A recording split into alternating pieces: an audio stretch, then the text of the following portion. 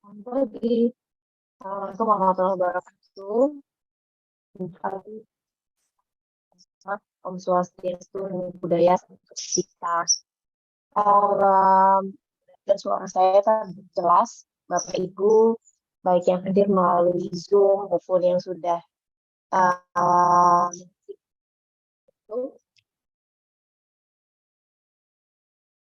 baik Bapak Ibu, saya mau izin memperkenalkan diri. Saya Gren Karima, analis kebijakan muda pada sistem deputi peningkatan kinerja dan sistem penghargaan SDM Aparatur Kementerian RB. Mohon izin pada kesempatan ini akan bertindak sebagai moderator dalam coaching klinik bisanya kebijakan RB. Pada kesempatan hari ini, kami dari Kedeputian Bidang SDM Aparatur akan membawakan materi terkait dengan pengelolaan kerja, khususnya pada tahapan klarifikasi eksekusi. Karena ini masih awal tahun gitu ya, masih bulan Februari, jadi memang saatnya yang tepat untuk Bapak Ibu melakukan dialog kinerja bersama pimpinan. Kemudian disitulah kita melakukan klarifikasi ekspektasi. Tapi selain itu juga Bapak Ibu ada satu topik juga yang memang perlu kita sampaikan untuk lebih dalam, karena baru-baru ini memang Titipan RB menetapkan surat edaran nomor 3 tahun 2023 tentang tata cara penetapan predikat kinerja ASN. Jadi mungkin nanti materinya akan kami gabung klarifikasi eksekusi dengan SE 03 tahun 2023 yang memang masih baru diterbitkan. Sudah hadir bersama kami responden yang cantik dari Kedeputian SDM Mbak Andi Citra Mbak Andi Citra Restiawan, panggilannya Mbak Andi. Beliau ini adalah analis kebijakan utama pada asisten deputi penasihat Institut Pengawasan Sistem Aparatur, Kementerian SDM Aparatur Kementerian RB. Sudah siap dengan materinya sepertinya Mbak Andi. Mungkin bisa langsung saja. Sebelumnya kami sapa juga teman-teman yang ada di YouTube. Kalau tidak salah ada dari Banjar, dari Cimahi, Probolinggo, Purwakarta, kemudian dari Dinas Pariwisata dan Provinsi Jawa Barat ya, dan masih banyak lagi. Mudah-mudahan nanti bisa bertambah gitu. Terima kasih antusiasmenya Bapak Ibu. Baik, langsung saja mungkin Mbak Adi sudah siap? Siap. Sudah siap? Boleh. Kita siap mulai. Ya, oke baik. Baik, waktu dan tempat kami persilahkan. Ya, Bismillahirrahmanirrahim. Assalamualaikum warahmatullahi wabarakatuh. Selamat pagi Bapak Ibu semua. Terima kasih kepada Mbak Karima atas kesempatannya. Mungkin di sini langsung saja ya Bapak Ibu, karena memang waktunya terbatas, saya izin untuk share screen.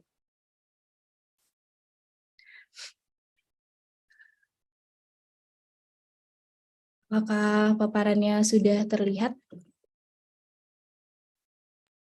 Sudah jelas, Mbak. Oke, Mbak. Baik, saya lanjutkan ya Bapak Ibu. Mungkin tadi sepertinya sudah disampaikan oleh Mbak Karima bahwa tema bisa tanya kebijakan PAN-RB kali ini terkait dengan penetapan dan klarifikasi ekspektasi.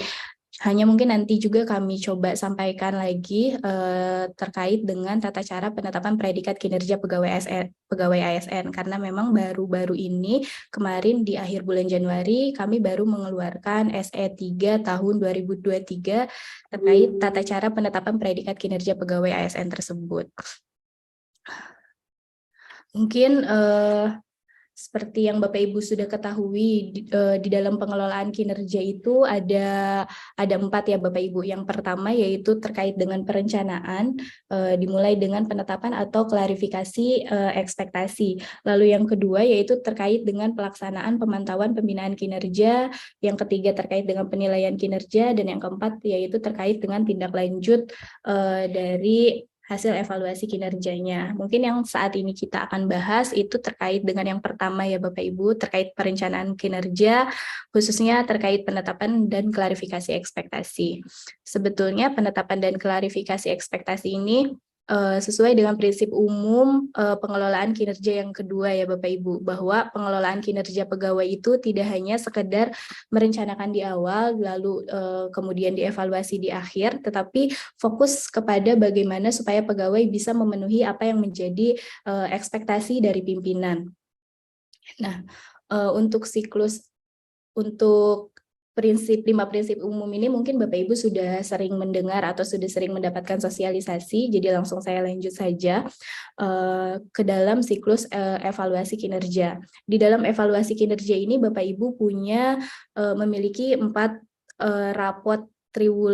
rapot periodik dan 1 rapot tahunan atau 1 rapot akhir ya Bapak Ibu. Kalau misalnya di instansi Bapak Ibu untuk evaluasi periodiknya menggunakan triwulan, tetapi kalau misalnya Bapak Ibu menggunakan evaluasi periodik bulanan, berarti ada 12 rapot periodik yang akan Bapak Ibu peroleh dari masing-masing pimpinan Bapak Ibu. Nah, karena Permen 6 ini judulnya pengelolaan kinerja ya Bapak Ibu, maka kinerja itu dikelola dengan baik diharapkan bisa meningkatkan kinerja pegawai dari periode 1 ke periode selanjutnya, hingga pada akhirnya nanti di evaluasi akhir pegawai sudah bisa meningkatkan atau memperbaiki kinerjanya, baik itu dalam hasil kerja maupun dari segi perilakunya. Di sini di dalam periode tahun berjalan, seperti yang tadi mungkin sudah disampaikan sesuai dengan prinsip umum pengelolaan kinerja, bahwa penilaian kinerja itu tidak hanya Bapak Ibu menyusun perencanaan di bulan Januari, lalu nanti Bapak Ibu mendapatkan evaluasi kinerja di bulan Desember, tetapi di tahun berjalan ini Bapak Ibu akan melewati proses-proses penugasan, akan melakukan pengklarifikasi ekspektasi kepada pimpinan dari Bapak Ibu. Jadi di dalam tahun berjalan, selain Bapak Ibu bisa mendapatkan penugasan-penugasan lain atau penugasan-penugasan tambahan, Bapak Ibu juga bisa melakukan klarifikasi ulang terhadap penugasan yang telah diberikan sebelumnya, supaya apa yang Bapak Ibu kerjakan, apa yang Bapak Ibu jalankan, itu bisa sesuai dengan apa yang menjadi ekspektasi dari pimpinan. Nah, di dalam periode atau tahun berjalan ini juga Bapak Ibu bisa mendapatkan umpan balik dari pimpinan untuk proses penugasan, untuk proses klarifikasi ekspektasi dan pemberian umpan balik di dalam tahun berjalan ini Bapak Ibu lakukan di dalam proses yang kita sebut dengan dialog kinerja. Seperti itu ya Bapak Ibu. Jadi untuk yang pertama untuk perencanaan kinerjanya dulu. Untuk perencanaan kinerja itu Bapak Ibu didasarkan kepada tentunya karena kinerja individu itu harus sesuai dengan kinerja organisasi, maka didasarkan pada RPJMN atau RPJMD yang ada, lalu diturunkan kepada Renstra dan diturunkan kepada PK masing-masing JPT. Nah, untuk PK ini dapat diturunkan langsung ke dalam SKP JPT atau dapat dikonversi ke SKP JPT-nya, lalu ditambahkan dengan ekspektasi pimpinan yang lain jika memang di dalam PK tersebut belum termuat ekspektasi pimpinan yang lain. Seperti itu. Nah, nanti dari SKP JPT itu maka akan diturunkan ke dalam SKP Bapak Ibu semua selaku JA atau JF yang ada di dalam satu unit kerja. Nah, kurang lebih seperti ini ya Bapak Ibu untuk alurnya. Dimulai dari unit Bapak Ibu pasti akan memiliki apakah output yang dihasilkan atau layanan yang dihasilkan ataupun outcome yang dihasilkan. Maka nanti capaian outcome, capaian output atau layanan tersebut akan menjadi kinerja bagi JPT di unit Bapak Ibu. Nah, dari layanan atau output atau outcome yang harus dihasilkan tersebut nanti masuk ke dalam SKP JPT-nya. Dari SKP JPT ini seperti yang mungkin Bapak Ibu juga ketahui, terdiri dari 2 ya Bapak Ibu, ada hasil kerja dan juga ada perilaku kerja. Untuk hasil kerja ini kemudian nanti akan diturunkan kepada masing-masing jabatan fungsional atau jabatan administrasi yang ada di bawah JPT. Ini untuk penurunan SKP JPT ke dalam SKP pejabat yang ada, pegawai yang ada di bawahnya, ini disesuaikan dengan proses atau strategi. Bisa didasarkan kepada proses yang sudah ada atau proses bisnis yang telah dimiliki oleh masing-masing unit kerja, atau didasarkan kepada strategi pimpinan supaya layanan atau outcome yang harus dihasilkan itu bisa tercapai sesuai dengan ekspektasi pimpinan atau sesuai dengan ya capaian PK-nya, seperti itu. Nanti dari proses ketika pimpinan sudah memiliki prosesnya seperti apa, lalu strateginya seperti apa, ini diturunkan di dalam rencana aksi atau inisiatif strategis yang kemudian nanti akan dibagikan ke masing-masing pegawai yang ada di bawah JPT tersebut. Ini dapat dituangkan di dalam matriks peran hasil pegawai yang kemudian nanti bisa dijadikan sebagai SKP pegawai yang ada di bawah JPT tersebut. Nah, di dalam seperti yang kita ketahui tadi ya Bapak Ibu, di dalam periode berjalan atau di dalam tahun berjalan itu Bapak Ibu perlu mendapatkan penugasan dari pimpinan, lalu perlu mengklarifikasi ekspektasi dari pimpinan, dan perlu mendapatkan umpan balik dari pimpinan. Nah, ketiga hal tersebut kita kenal dengan proses dialog kinerja ya Bapak Ibu. Mungkin menjadi pertanyaan juga bagi Bapak Ibu, apa saja yang dilakukan atau apa saja sih yang dibahas di dalam dialog kinerja antara pimpinan dan Bapak Ibu selaku pegawai, atau mungkin juga antara ketua tim dengan anggota tim, seperti itu ya Bapak Ibu. Yang pertama itu yaitu terkait dengan hasil yang diharapkan dari pegawai. Jadi apa yang pimpinan tugaskan kepada Bapak Ibu, hasilnya harus seperti apa atau output apa yang harus Bapak Ibu hasilkan, itu perlu dengan jelas pimpinan sampaikan ke Bapak Ibu. Lalu Bapak Ibu di dalam dialog kinerja ini juga bisa menyampaikan kebutuhan Bapak Ibu terkait dengan dukungan sumber daya. Jadi tidak hanya pimpinan yang bisa memberikan ekspektasi terhadap Bapak Ibu, tetapi Bapak Ibu juga bisa meminta dukungan dari pimpinan untuk supaya Bapak Ibu bisa menghasilkan output sesuai dengan apa yang menjadi ekspektasi pimpinan, seperti itu. Jadi tidak hanya pimpinan yang menuntut terhadap Bapak Ibu juga bisa meminta pimpinan untuk memfasilitasi Bapak Ibu, baik itu dalam hal sumber daya manusia atau misalnya dalam anggaran. Contohnya misalnya ketika Bapak Ibu membutuhkan misalnya pegawai dengan kualifikasi pendidikan tertentu atau dengan kompetensi tertentu, supaya apa yang pimpinan berikan, tugas apa yang pimpinan berikan itu bisa Bapak Ibu selesaikan sesuai dengan ekspektasinya, atau dalam melakukan tugas yang pimpinan berikan itu Bapak Ibu membutuhkan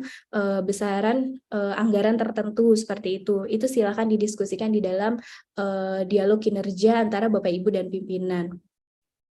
Selain itu juga perlu disampaikan apa konsekuensi dari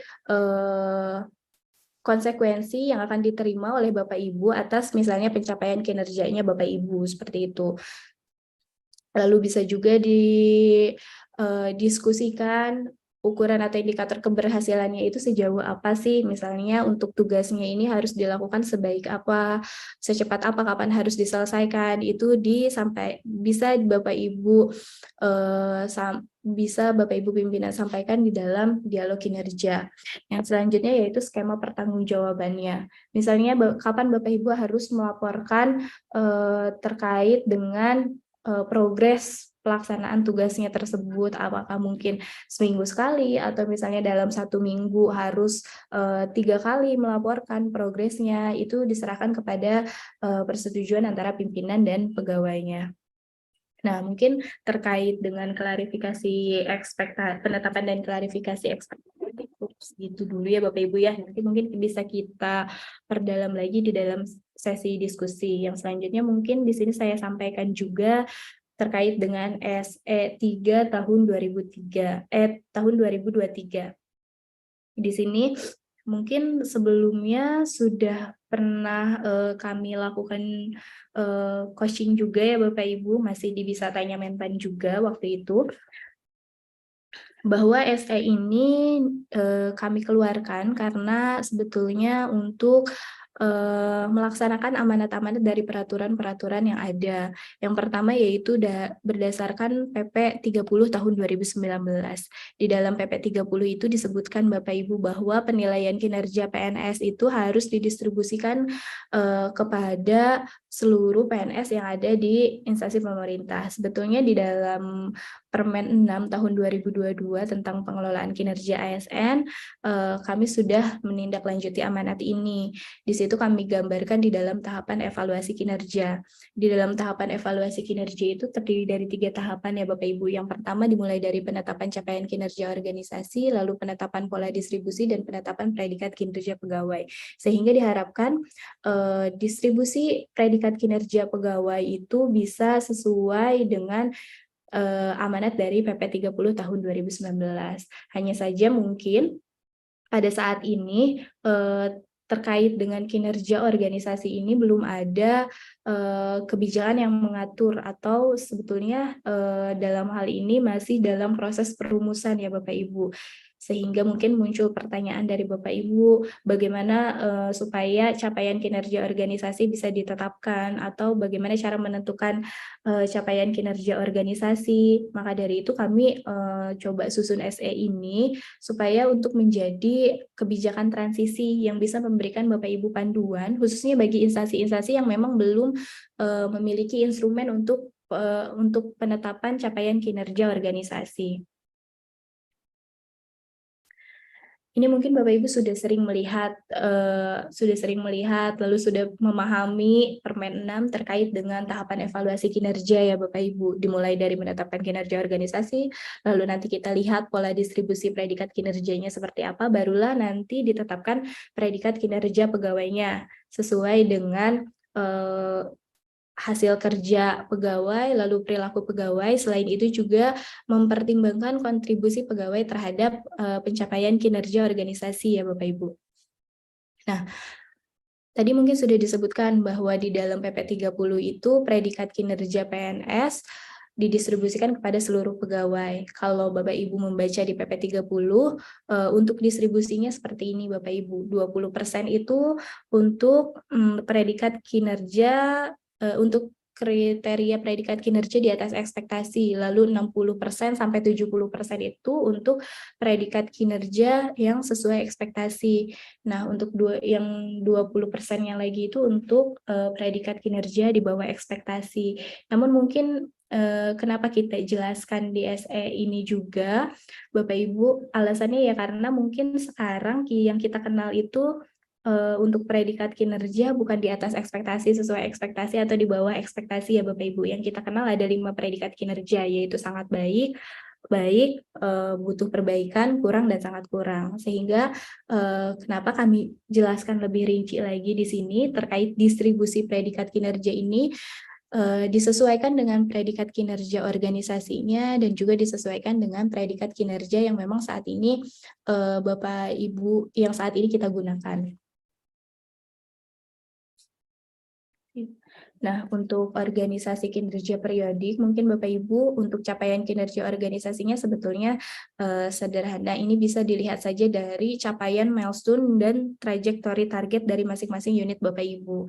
Nanti tinggal ditentukan apakah memang predikat unit Bapak Ibu itu istimewa, baik, cukup, kurang, maupun sangat kurang. Ini nanti bisa ditentukan oleh pimpinan dari unit di atasnya unit Bapak Ibu. Misalnya kalau Bapak Ibu misalnya merupakan unit eselon 2, berarti ditentukannya oleh pimpinan unit eselon 1. Kalau Bapak Ibu Asdep misalnya ditentukannya oleh deputinya seperti itu.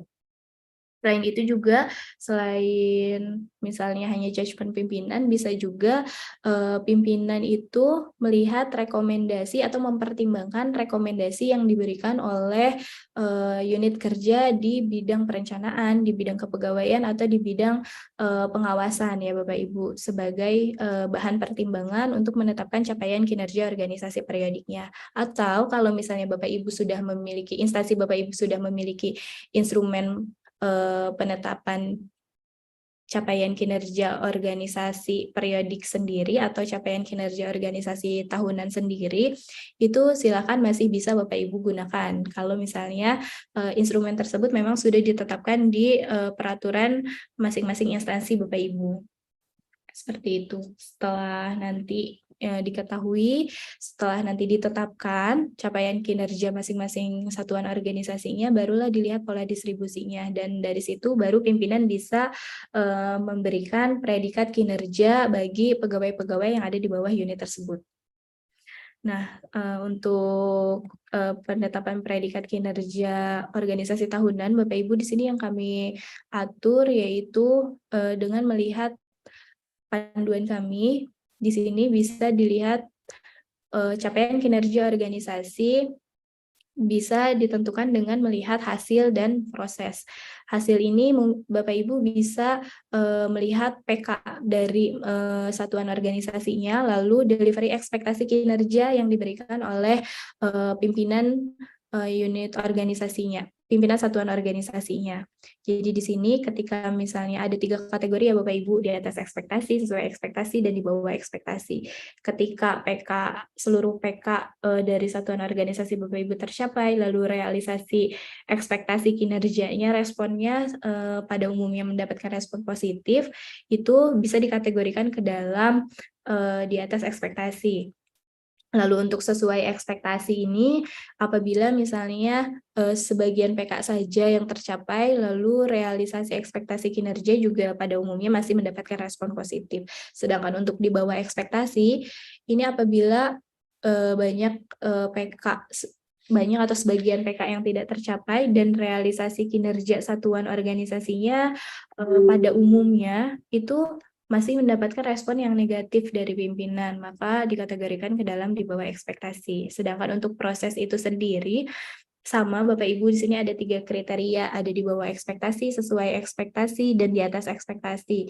Kalau di atas ekspektasi itu berarti proses kerja atau proses bisnis yang ada di dalam unit Bapak Ibu ini sudah ada inovasi yang dampaknya itu besar terhadap hasil kerja Bapak Ibu. Sedangkan kalau misalnya sesuai ekspektasi ini, jika memang sudah ada upaya perbaikan proses, namun dampaknya masih secara incremental saja. Lalu kalau di bawah ekspektasi ini, kalau misalnya proses bisnis yang dilakukan di unit organisasi Bapak Ibu itu masih status quo ya, artinya tidak ada perubahan dari tahun ke tahun, prosesnya masih sama-sama saja gitu.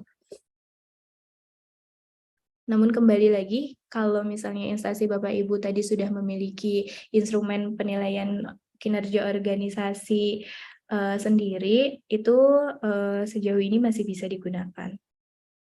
Nah ini ya Bapak Ibu, tadi mungkin sudah sempat saya sampaikan juga bahwa capaian atau predikat kinerja satuan organisasi ini ditetapkan oleh pimpinan satuan organisasi di atasnya. Selain itu dapat mempertimbangkan rekomendasi dari unit yang membidangi perencanaan, kepegawaian, atau pengawasan. Nah, untuk guiding pola distribusi predikat kinerjanya seperti ini ya Bapak Ibu. Di sini yang kami gunakan mungkin jadi pertanyaan Bapak Ibu juga, dari mana nilai minimal 60 lalu maksimal 70%? Sebetulnya ini kami ambil dari PP 30. Di sini kami ambil dari PP 30. Kami asumsikan sebagai sesuai ekspektasi ya Bapak Ibu. Di sini kan minimal 60%, lalu maksimal 70%. Maka untuk predikat kinerja cukup, kurang, dan sangat kurang yang kami gunakan adalah nilai minimalnya, minimal 60%. Lalu untuk predikat kinerja unit yang baik dan istimewa itu kami gunakan nilai batas maksimalnya, yaitu maksimal 70%. Nah, untuk predikat kinerja unit yang istimewa atau ketika satuan organisasi Bapak Ibu mendapatkan predikat istimewa, maka 70%, maksimal 70% pegawai yang ada di unit tersebut bisa diberikan predikat kinerja sangat baik. Dan sisanya dimungkinkan untuk ditaruh di baik semuanya, atau misalnya memang ada pegawai yang memiliki predikat kinerja butuh perbaikan karena dia memiliki kekurangan dari hasil kerja, atau mungkin memiliki kekurangan dari perilaku, dia bisa diberikan predikat kurang. Atau juga mungkin dari kedua-duanya ya Bapak Ibu, baik dari hasil kerja maupun perilaku, maka bisa diberikan predikat sangat kurang sesuai dengan kurva penetapan predikat kinerja pegawai tadi ya Bapak Ibu, yang ada sumbu Y-nya hasil kerja, lalu sumbu X-nya perilaku. Lalu selanjutnya ketika unit Bapak Ibu memiliki predikat kinerja baik, maka 70% maksimal pegawai yang ada di bawah unit Bapak Ibu itu mendapatkan predikat kinerja baik. Selain itu, dimungkinkan juga untuk ada pegawai yang memiliki predikat kinerja sangat baik. Namun mungkin di sini harus ada itu bisa berarti hanya satu gitu atau lebih ya Bapak Ibu. Pegawai yang memiliki predikat kinerja butuh perbaikan atau kurang. Kenapa di sini harus ada pegawai yang memiliki predikat kinerja butuh perbaikan atau kurang? Sebetulnya di PP 30 itu kan sudah disebutkan ya Bapak Ibu bahwa distribusi predikat kinerja itu didistribusikan kepada seluruh predikat kinerja, baik dari predikat kinerja sangat baik, cukup atau butuh perbaikan, kurang, dan sangat kurang. Nah, untuk kondisi real, kalau misalnya memang di PP 30 disebutkan, kalau misalnya memang tidak ada kurang atau sangat kurang, itu dipersilahkan Bapak Ibu. Namun untuk sangat baik, dan butuh perbaikan, itu berarti tetap harus ada. Maka dari itu kenapa di predikat baik ini ya minimal ada satu orang yang memiliki predikat kinerja butuh perbaikan atau kurang. Itu disesuaikan saja dengan tadi hasil penilaian melalui kurvanya. Seperti itu. Lalu untuk unit organisasi yang mendapat predikat cukup, ini seperti yang tadi disampaikan sebelumnya bahwa yang diatur adalah nilai minimalnya. Jadi minimal 60% pegawai itu ada di predikat kinerja butuh perbaikan. Nah, masih dimungkinkan juga ada pegawai-pegawai yang memiliki predikat kinerja baik, dan masih bisa juga ada pegawai yang memiliki predikat kinerja sangat baik. Namun mungkin porsinya atau kuotanya hanya 10% saja. Jadi kalau misalnya Bapak Ibu di unit Bapak Ibu predikat kinerjanya cukup, lalu Bapak Ibu taruh 60% pegawai di predikat butuh perbaikan, lalu taruh juga 10% pegawai di predikat sangat baik, maka 30%, maka ya 30%-nya itu bisa Bapak Ibu taruh di baik, kalau misalnya memang tidak ada pegawai yang memiliki predikat kinerja kurang atau sangat kurang. Lalu kalau misalnya predikat unitnya kurang, maka sama seperti cukup, yang diaturnya adalah minimal 60% pegawai berada di predikat kurang ya Bapak Ibu sesuai dengan predikat unitnya. Lalu 10% pegawai itu ada di predikat kinerja butuh perbaikan. Nah, di sini masih dimungkinkan juga ada pegawai dengan predikat kinerja baik dan predikat kinerja sangat baik, meskipun dibatasi hanya 10% saja. Sedangkan untuk unit atau satuan organisasi yang predikatnya sangat kurang, di sini sama yang kita atur juga minimalnya 60% pegawai berada di predikat sangat kurang sesuai dengan predikat unitnya. Lalu minimal 10% itu ada di predikat butuh perbaikan dan kurang. Ini kombinasi ya Bapak Ibu. Lalu masih dimungkinkan juga kalau misalnya ada pegawai yang memiliki predikat kinerja baik, namun tidak boleh ada pegawai yang memiliki predikat kinerja sangat baik ya Bapak Ibu di unit ini, karena memang secara organisasi itu organisasinya memiliki predikat kinerja yang sangat kurang, artinya sangat jelek ya Bapak Ibu ya. Berarti kan PK-nya tidak tercapai, lalu PK-nya banyak tidak tercapai, lalu respon pimpinan terhadap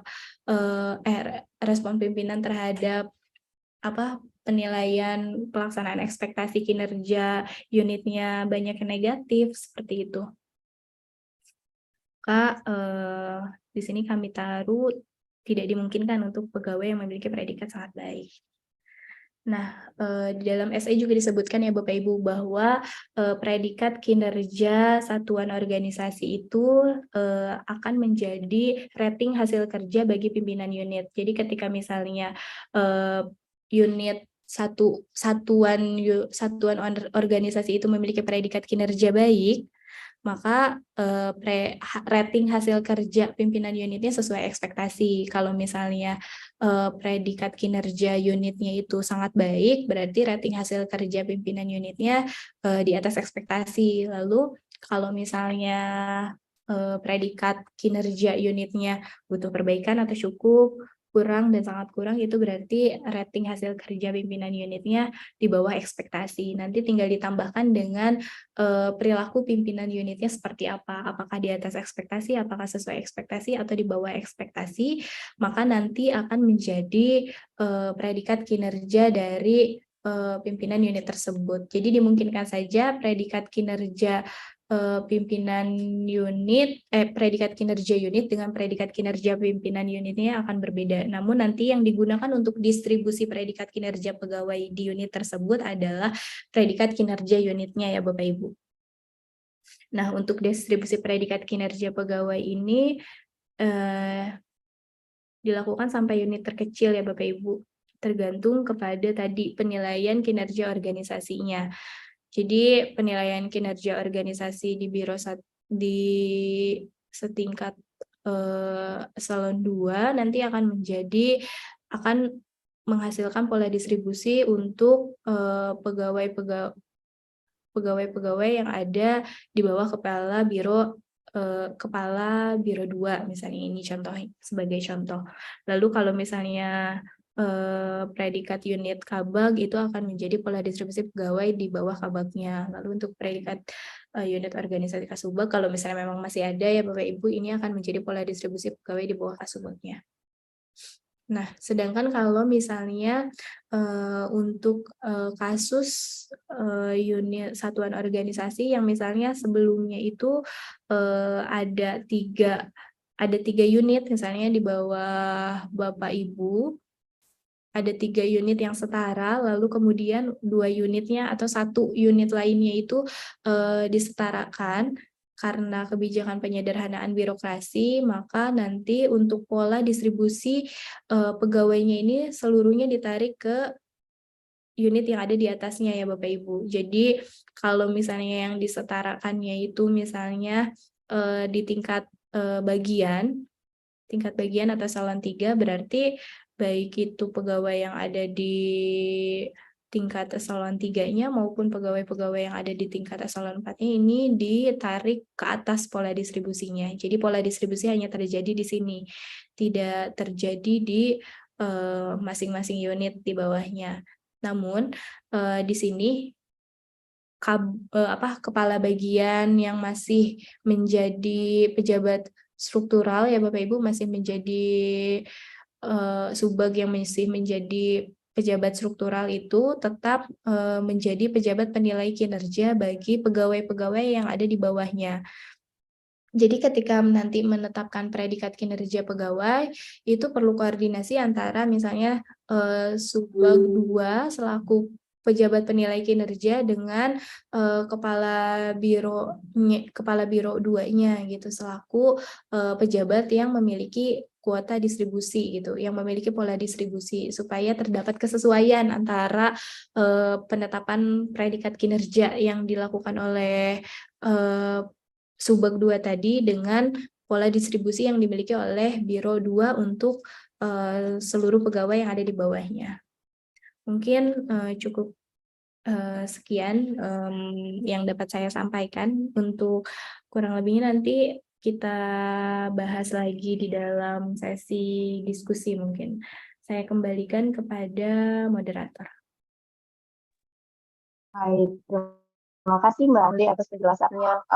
Jadi tadi Mbak Andi tahapan pengelolaan kinerja pegawai mulai dari klarifikasi ekspektasi, kemudian pemberian ongoing feedback, kemudian tahap yang terakhir penilaian, dan setelah itu tindak lanjut hasil penilaian. Selain itu Mbak Andi juga tadi sudah menyampaikan inti dari Surat Edaran Menteri Pan-RB nomor 3 tahun 2023 tentang tata cara penetapan predikat kinerja ASN, di mana SE tersebut memberikan guidelines kepada pejabat penilai kinerja dan Bapak Ibu sekalian tentang bagaimana cara menetapkan predikat kinerja pegawai yang ternyata sangat tergantung dari predikat kinerja organisasi. Jadi dari SE ini kita dapat menyimpulkan bahwa memang kompetisi bagi pemangku jabatan fungsional, kemudian jabatan pelaksana adalah bagaimana memenangkan kinerja unit organisasi Bapak Ibu. Begitu ya Mbak Andi ya. Jadi kita didorong supaya masing-masing JAF ini bisa meningkatkan kinerja organisasinya. Karena itu sangat berpengaruh. Kinerja organisasi berpengaruh dengan predikat kinerja masing-masing individu. Mungkin itu garis besarnya tadi yang disampaikan oleh Mbak Ade. Saya coba melihat ada beberapa audiens yang sudah mengajukan pertanyaan di YouTube. Kalau tidak salah ini lumayan banyak, ada sekitar 8 pertanyaan. Mungkin saya coba bacakan satu persatu dulu, Mbak Ande. Yang pertama dari Bapak Alfian Nur. Bapak Alfian menanyakan jika nanti pada prakteknya ada dua ASN yang termasuk disukai dan yang satunya tidak disukai, kan mempengaruhi penilaian pada akhirnya, penilaian pimpinan. Jadi ini terkait like and dislike. Mungkin arahnya lebih ke sana ya Mbak Ande. Kemudian ada pertanyaan juga dari Bapak Bawono, jika capaian milestone hanya baik, dipastikan wajib ada pegawai yang memiliki nilai cukup kurang. Seperti itu pengertiannya. Itu dari Pak Bawono. Dan yang satu dari Pandawa 5, pertanyaannya bagaimana caranya mendapatkan nilai predikat kinerja baik atau sangat baik. Mungkin saya 3 pertanyaan dulu, nanti kita lanjut. Silakan Mbak Andi. Boleh diulang Mbak pertanyaan yang kedua dari siapa? Yang kedua dari Pak Bawono, jika capaian milestone-nya baik, kita dipastikan wajib ada pegawai yang memiliki nilai cukup atau kurang. Seperti itu pengertiannya. Ya. Begitu. Silakan Mbak.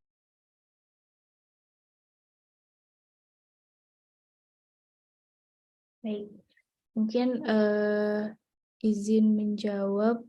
Tadi ada pertanyaan dari Pak Alfian, lalu Pak Purwono, sama yang ketiga dari siapa ya Mbak? Dari Pandawa 5. Pandawa? Pandawa 5. Ya. Mungkin yang pertama dari Pak Purwono dulu ya Mbak, saya coba jawab. Dari Pak Purwono itu, apabila capaian milestone-nya baik, apakah harus ada pegawai yang memiliki predikat kinerja butuh perbaikan atau kurang, seperti itu ya? Iya betul Pak, jadi supaya distribusi predikat kinerja sesuai PP 30 tahun 2019 ini bisa tercapai, maka ketika misalnya unit Bapak Ibu itu baik capaian kinerja periodik ataupun capaian kinerja akhirnya bernilai baik, maka harus ada minimal 1 orang pegawai yang predikat kinerjanya antara apakah itu butuh perbaikan atau kurang, itu silakan disesuaikan saja. Dilihat di mana memang kekurangan pegawai tersebut, apakah kekurangannya dari sisi perilaku atau kekurangannya dari sisi hasil kerja. Itu tinggal disesuaikan. Lalu yang selanjutnya mungkin dari yang Pandawa 5, bagaimana cara mendapatkan predikat kinerja, seperti itu ya Mbak. Cara mendapatkan predikat kinerja baik. Untuk mendapatkan predikat kinerja baik, mungkin sini saya coba share screen lagi.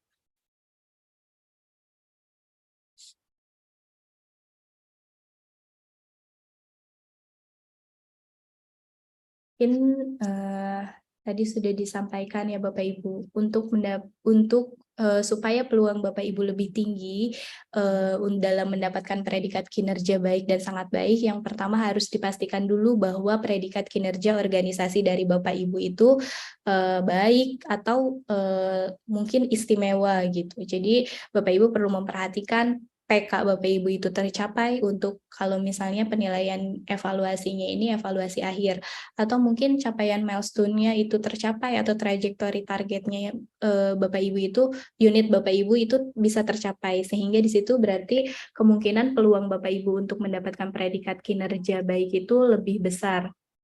Seperti itu. Nah, baik atau sangat baik itu lebih besar. Nah, ketika misalnya sudah Bapak Ibu pastikan bagaimana pastikan supaya mendapatkan predikat kinerja unit yang baik dan istimewa, itu Bapak Ibu perlu pastikan lagi bahwa hasil kerja Bapak Ibu ini harus untuk baik itu minimal sesuai dengan ekspektasi pimpinan. Maka dari itu tadi, dialog kinerja itu sangat penting dilakukan. Jadi apa yang menjadi ekspektasi pimpinan itu akan sesuai dengan apa yang Bapak Ibu kerjakan selama ini. Nah, selain melihat hasil kerja juga di sini, di Permen 6 ini menilai perilaku dari Bapak Ibu. Jadi perilaku ini sesuai dengan core values berakhlak ya Bapak Ibu. Ketika misalnya perilaku Bapak Ibu sesuai dengan minimal sesuai dengan core values berakhlak, maka di situ kesempatan Bapak Ibu untuk mendapatkan predikat kinerja baik, atau kalau misalnya memang ingin mendapatkan predikat kinerja sangat baik, ya berarti secara perilaku Bapak Ibu harus sesuai dengan core values berakhlak, lalu harus bisa menjadi contoh bagi rekan-rekan Bapak Ibu yang lain di instansi Bapak Ibu, seperti itu. Nah, ketika Bapak Ibu misalnya dari segi hasil kerja sudah baik, dari segi perilaku juga sudah baik atau sesuai ekspektasi dan di atas ekspektasi, maka dilihat juga bagaimana kontribusi Bapak Ibu terhadap pencapaian unitnya. Jadi bagaimana kontribusi Bapak Ibu supaya terhadap misalnya capaian unitnya istimewa, bagaimana kontribusi Bapak Ibu untuk melaksanakan ya tadi, mencapai tadi trajektori target yang ada di unit Bapak Ibu. Nah, kalau misalnya memang secara kontribusi Bapak Ibu itu besar, kontribusi Bapak Ibu itu lebih tinggi ketika misalnya unitnya istimewa, maka kesempatan Bapak Ibu untuk mendapatkan predikat kinerja sangat baik juga lebih tinggi dari pegawai yang lain, seperti itu. Begitu juga ketika misalnya predikat kinerja unitnya baik, tapi secara kontribusi misalnya Bapak Ibu berkontribusi tinggi, berkontribusi banyak seperti itu terhadap capaian unitnya, bisa saja meskipun unitnya baik, Bapak Ibu tetap mendapatkan predikat kinerja sangat baik, seperti itu. Atau misalnya unitnya masih cukup misalnya, tapi kontribusi Bapak Ibu itu tinggi, lalu secara hasil kerja dan perilaku juga misalnya semuanya sesuai ekspektasi, masih bisa atau masih dimungkinkan Bapak Ibu mendapatkan predikat kinerja baik. Karena tadi kan untuk melihat dari sisi kuota, meskipun predikat kinerja unitnya cukup, masih saja dimungkinkan ada pegawai-pegawai yang memiliki predikat kinerja baik. Jadi kunci yang utamanya adalah yang pertama, dukung dulu capaian unit organisasinya. Bapak Ibu fokus dulu bagaimana capaian unit organisasinya, selain itu juga fokus kepada bagaimana Bapak Ibu memberikan hasil kerja, bagaimana Bapak Ibu berperilaku sesuai dengan core values berakhlak, mungkin seperti itu. Pertanyaan pertama dari Mas Alfian apa ya Mbak? Maaf. Sebetulnya sudah cukup menjawab juga prinsipnya kan, kalau kita mendapat predikat kinerja baik atau sangat baik, itu kita dukung dulu kinerja organisasi gitu ya Mbak Ande ya. Sampai perlu ke predikat kinerja yang kita oleh pegawai. Ini kalau tadi Pak Alfian Nur sebetulnya lebih ke bagaimana sih menghindari penilaian itu berbasis like and dislike. Untuk menghindari like and dislike itu mungkin yang pertama seperti ini ya Bapak Ibu. Bapak Ibu kan punya dokumen tadi melakukan sebelumnya Bapak Ibu di dalam tahun berjalan itu melakukan dialog kinerja seperti itu. Dialog kinerja itu Bapak Ibu mendapatkan penugasan dari pimpinan, itu kalau bisa Bapak Ibu dokumentasikan. Lalu ketika melakukan klarifikasi ekspektasi kepada pimpinan itu didokumentasikan juga. Lalu ketika pimpinan memberikan umpan balik itu Bapak Ibu dokumentasikan juga. Jadi sebetulnya itu hanya untuk menjaga pimpinan juga tidak bisa bertindak sewenang-wenang ya Bapak Ibu terhadap misalnya Bapak Ibu sudah berkinerja selama ini, misalnya hasil kerja saya baik, lalu perilaku saya baik, tapi tiba-tiba pimpinan memberikan predikat kinerja sangat kurang hanya karena misalnya nggak suka aja nih sama Bapak Ibu misalnya gitu. Karena di dalam di dalam Permen 6 ini sebetulnya sudah ada Bapak Ibu ini bisa mengajukan keberatan seperti itu. Jadi selain tadi kalau misalnya pimpinan menetapkan, pimpinan juga ya harus memikirkan ke depannya. Karena Bapak Ibu bisa mengajukan keberatan, bisa saja nanti malah pimpinan tersebut yang yang kena ya dari pimpinan di atasnya lagi seperti itu. Terus juga sebetulnya kalau misalnya pimpinan menilai Bapak Ibu tidak objektif atau terlampau subjektif gitu, hanya berdasarkan dia suka atau enggak sama pegawai, percayalah Bapak Ibu bahwa nanti yang akan runtuh duluan itu tuh pimpinan Bapak Ibu sendiri gitu. Ketika misalnya Bapak Ibu dinilai tidak sesuai dengan ya kompetensi Bapak Ibu, tidak sesuai dengan hasil kerja yang telah Bapak Ibu lakukan, tidak sesuai dengan ya perilaku Bapak Ibu misalnya selama ini sudah baik-baik saja, mungkin itu akan mendemotivasi pegawai lalu akan menghancurkan tim kerja seperti itu. Dengan menghancurkan tim kerja otomatis nanti akan akan mengurangi tingkat pencapaian kinerja unitnya. Nah, dari tingkat pencapaian kinerja unit, kalau misalnya unitnya misalnya predikat kinerja unitnya ini cukup kurang atau sangat kurang, itu kan sudah pasti nanti pimpinan Bapak Ibu yang akan terlebih dahulu mendapatkan efeknya seperti itu. Karena untuk JPT itu predikat cukup saja itu udah nggak boleh ya Bapak Ibu. Predikat kinerja bukan cukup, predikat kinerja butuh perbaikan saja itu sudah harus ditinjau kembali, harus diberikan kesempatan 6 bulan untuk melakukan perbaikan kinerja seperti itu. Maka nanti ya kemungkinan yang akan dicopot duluan justru pimpinan dari Bapak Ibu. Jadi Bapak Ibu jangan khawatir, selain tadi diberikan kesempatan untuk mengajukan keberatan, juga lambat laun ya pasti pimpinan juga akan merasakan efeknya kalau misalnya dia bertindak terlampau subjektif gitu, tidak objektif. Seperti itu mungkin Pak Alfian. Baik, terima kasih Mbak Andi. Mudah-mudahan terjawab ya Kak Alfian. Jadi memang di mata begitu ya penilaian pimpinan kemudian menjadi like and dislike karena tetap kita ada tools, ada dokumen saat klarifikasi ekspektasi, saat pemberian ongoing feedback itu yang kemudian bisa kita jadikan sebagai dokumen untuk jika memang Bapak Ibu tidak sepakat gitu dengan penilaian di pimpinan, ada mekanisme keberatan juga. Rasanya cukup clear tadi penjelasan dari Mbak Ande, pertanyaan dari Pak Alfian, Pak Bawono, 825. Saya lanjut ke pertanyaan lagi yang ada di YouTube. Ini lebih teknis Mbak Ande. Pertanyaannya dari Bapak Ahmad Weli Santoso. Apakah matrik peran hasil pegawai harus dituangkan dalam surat ke PD? Saya mohon bagaimana tampilan surat keputusannya. Jadi jelas ya, apakah matriks peran hasil pegawai harus dituangkan dalam surat keputusan kepala OPD. Itu yang pertama dari Bapak Ahmad Weli Santoso. Kemudian yang kedua, ada pertanyaan dari Bapak Rahmat.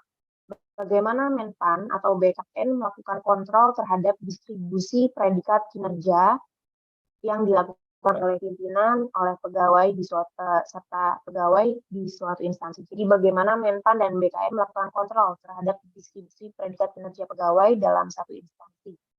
Mungkin 2 pertanyaan itu dulu Mbak Ade. Iya. Mungkin izin langsung menjawab saja tadi pertanyaan dari Pak Ahmad, apakah matriks peran hasil itu harus dituangkan di dalam surat keputusan?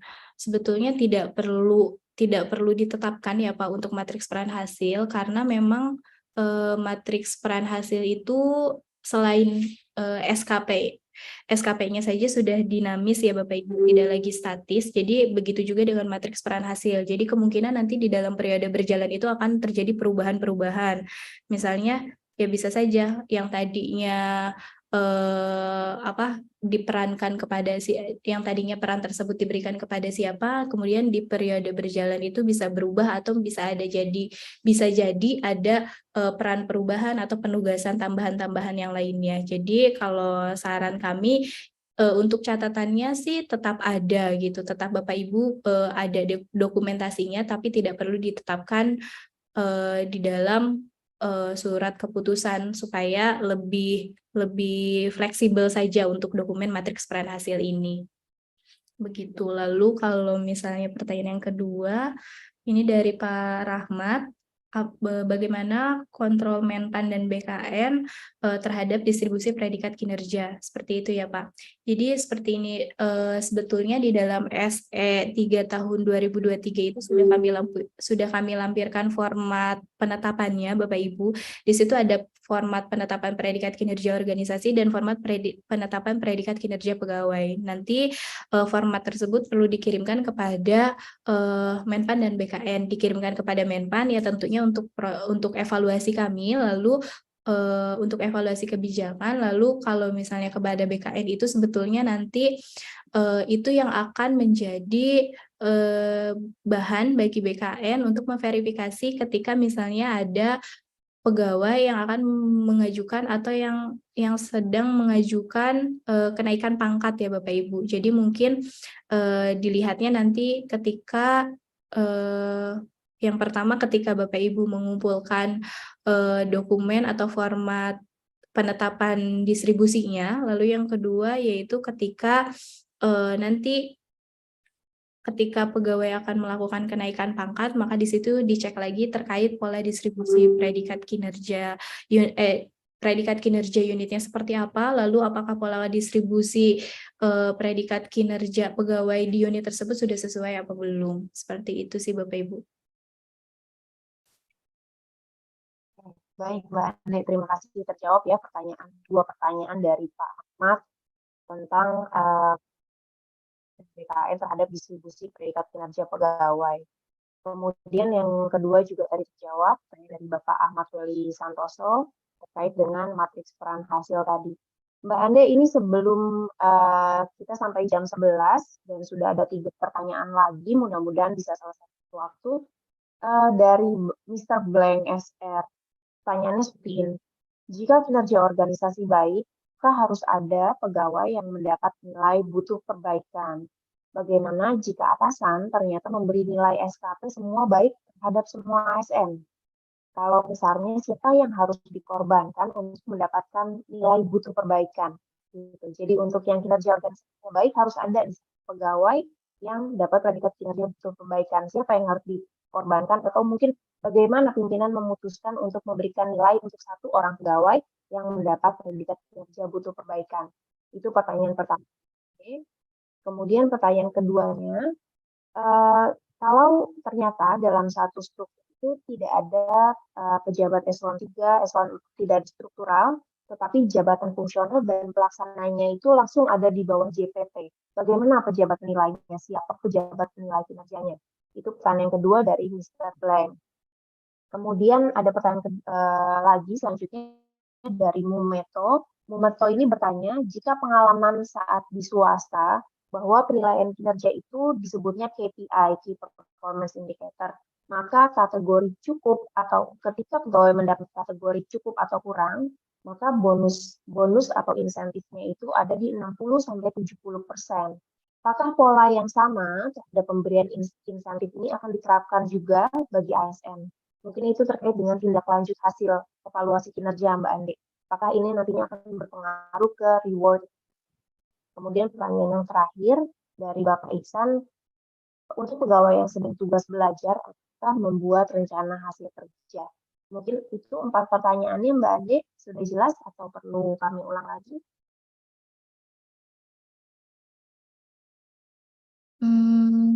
Nama-namanya aja Mbak, paling tadi pertanyaan yang pertama dari siapa? Blank. Dari Mr. Blank. Karena ini nama akun YouTube ya, jadi lucu-lucu. Yang kedua dari Mumeto. Siapa Mbak? Mumet itu bahasa Jawa artinya pusing, Mumeto. Kemudian yang ketiga dari Pak Ivan. Pak. Silakan. Yang ketiga.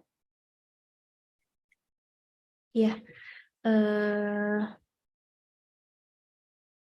Izin menjawab pertanyaan yang pertama dari pertanyaan yang pertama pokoknya. Di sini kalau misalnya predikat kinerjanya baik, apakah harus ada pegawai dengan butuh perbaikan? Lalu bagaimana misalnya pimpinan menentukan siapa pegawai yang mendapatkan predikat kinerja butuh perbaikan? Seperti itu ya pertanyaannya. Ya, jadi mungkin seperti ini. Selain bukan sebetulnya bukan butuh perbaikan seperti itu. Bisa butuh perbaikan ataupun bisa predikat kinerja kurang tadi sesuai dengan misalnya di unit tersebut ada pegawai yang memang secara kekurangannya itu apakah baik dari sisi hasil kerja ataupun dari sisi perilaku seperti itu. Kalau misalnya secara hasil kerja kalau misalnya secara hasil kerjanya sudah sesuai ekspektasi, lalu misalnya dilihatlah apakah perilakunya sudah sesuai ekspektasi atau belum. Kalau misalnya hasil kerjanya memang sudah sesuai ekspektasi, tapi dilihat dari segi perilaku ini masih misalnya di bawah ekspektasi karena banyak catatan-catatan terhadap core values berakhlak. Bapak Ibu kan tahu ada core values berakhlak itu ada 7 perilaku dan 21 panduan perilakunya. Itu pimpinan harus cek satu persatu terhadap masing-masing pegawai yang ada di bawahnya. Jadi terkait dengan misalnya yang pertama berorientasi pelayanan gitu. Di berorientasi pelayanan itu kan ada misalnya contohnya aja salah satu panduan perilakunya misalnya ramah, cekatan. Apakah pegawai-pegawai di bawah unitnya itu nanti Bapak Ibu lihat apakah sudah sesuai semua atau belum. Nanti kalau misalnya memang dari segi perilaku masih banyak ada pegawai yang memiliki banyak catatan yang mungkin pegawai tersebutlah yang misalnya memiliki predikat kinerja kurang ya kalau misalnya perilakunya yang di bawah ekspektasi seperti itu. Nah, kalau misalnya memang dari segi perilaku pegawai ini sudah baik, tapi mungkin dari segi hasil kerjanya dia masih kurang atau misalnya masih banyak yang tidak sesuai dengan ekspektasi pimpinan seperti itu. Nah, maka pegawai inilah yang mungkin nanti predikat kinerjanya akan butuh perbaikan. Jadi memang harus ada satu, tapi tidak harus di predikat kinerja butuh perbaikan atau kurang, itu disesuaikan dengan kurvanya tadi. Apakah kurangnya ada di sisi hasil kerja atau kurangnya ada di sisi perilaku. Dan memang mungkin nanti pada akhirnya jatuhnya lebih ke diperingkatkan antara pegawai yang satu dengan pegawai yang lainnya. Karena memang tadi untuk predikat kinerja pegawai ini selain menilai hasil kerja dan perilaku juga memperhatikan kontribusi pegawai terhadap predikat unitnya, seperti itu. Selanjutnya yaitu pertanyaan Mumeto ya. Ini terkait dengan struktur. Bagaimana jika misalnya di dalam satuan organisasi tidak ada pejabat eselon 3 dan 4, tapi pegawai berada langsung di bawah JPT, siapa pejabat penilai kinerjanya. Jadi kalau misalnya di strukturnya memang dia langsung di bawah JPT, pejabat penilai kinerjanya tetap JPT-nya, seperti itu Bapak Ibu. Jadi sesuai strukturnya aja seperti apa, kalau dia ada di bawah JPT berarti pejabat penilai kinerjanya JPT, tapi kalau misalnya dia ada di bawah eselon 3 berarti pejabat penilai kinerjanya eselon 3 gitu. Yang selanjutnya ini terkait dengan insentif ya. Terkait dengan insentif. Kalau misalnya sebelumnya itu kalau misalnya di swasta pegawai yang memiliki predikat kinerja cukup itu atau KPI-nya cukup itu dia mendapatkan 50 atau 60% seperti itu ya. Sebetulnya Bapak Ibu dalam pengimplementasian atau dalam manajemen ASN ini penilaian kinerja ini hanya salah satu puzzle yang telah kami selesaikan gitu. Nah, untuk puzzle-puzzle lainnya itu masih kami selesaikan di dalam rancangan peraturan pemerintah terkait dengan manajemen ASN, yang dimana salah satunya itu terkait dengan sistem penghargaan ASN. Termasuk di situ ada konsep terkait dengan insentif juga. Jadi memang nanti ke depannya pegawai-pegawai konsep yang saat ini sedang disusun itu sama arahnya kepada insentif, nanti ada predikat kinerja tertentu, beberapa predikat kinerja yang memang nanti masih memungkinkan untuk mendapatkan insentif kinerja seperti itu. Arahnya memang sama. Dan ada juga mungkin beberapa predikat kinerja yang tidak mendapatkan insentif. Contohnya misalnya predikat kinerja sangat kurang, itu berarti kan tidak akan mendapatkan predikat kinerja tidak akan mendapatkan insentif. Seperti itu ya Bapak Ibu. Lalu untuk selanjutnya Pak Ihsan, apakah untuk pegawai Tubel tetap menyusun SKP dan melakukan evaluasi kinerja ya Bapak Ibu.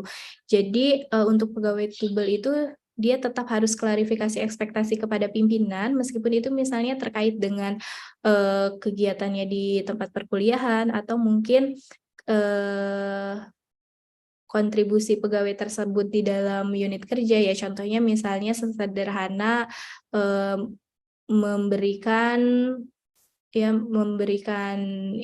informasi kepada pegawai-pegawai di unit kerjanya gitu terkait dengan apa misalnya ilmu yang sudah dia dapatkan di tempat perkuliahannya seperti itu. Jadi tetap harus ada ekspektasi yang pimpinan berikan kepada pegawai yang melaksanakan tugas belajar. Jadi nanti mungkin ketika evaluasinya ya dilakukan terhadap yang tadi apa yang menjadi ekspektasi pimpinan terhadap pegawai tersebut.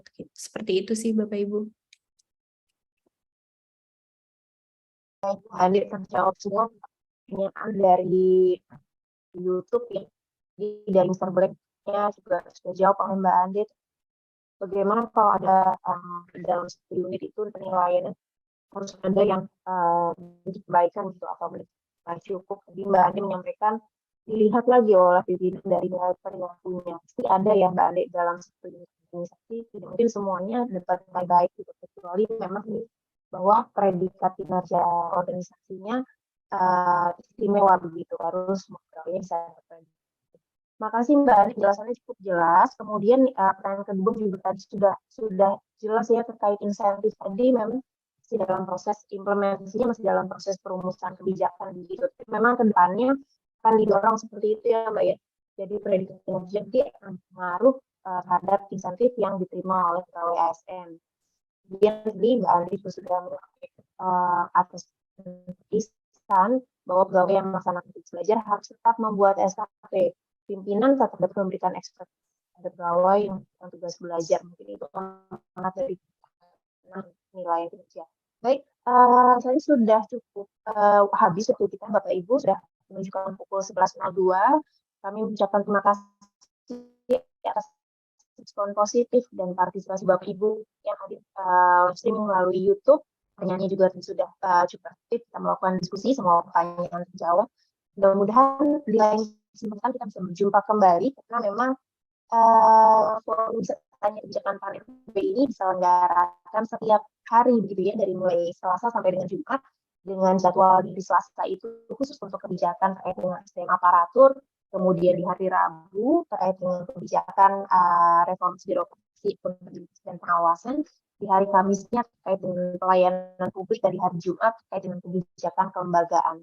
Mungkin itu yang bisa kami sampaikan. Kami dari Kedeputian SDM Aparatur mengucapkan terima kasih ya Bapak Ibu.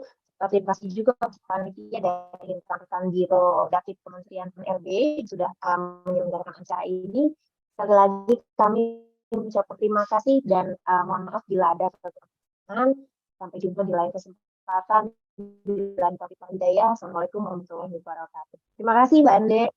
Terima kasih Mbak. Terima kasih Bapak Ibu semua. Mohon maaf kalau ada salah-salah.